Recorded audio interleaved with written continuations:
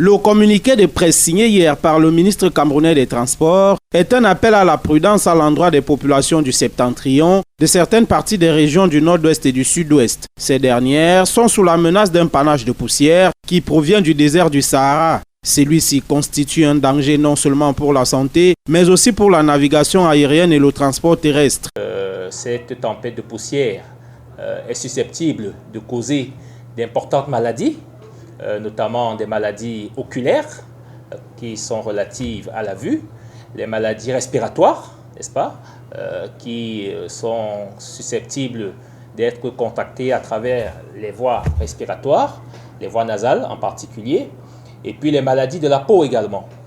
Cela a également une incidence dangereuse sur la circulation, puisque nous sommes dans les transports, notamment la réduction de la visibilité, n'est-ce pas, aussi bien dans les transports terrestres que dans le transport aérien.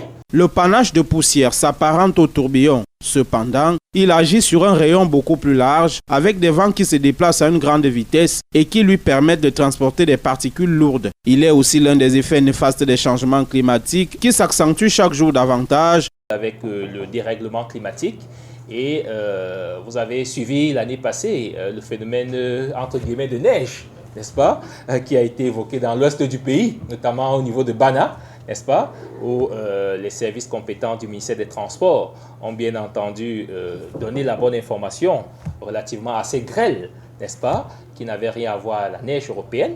Donc, ce sont des phénomènes qui de plus en plus sont visibles avec le changement climatique et qui interpellent la responsabilité humaine quant à la protection de notre couche d'ozone et la protection de notre environnement.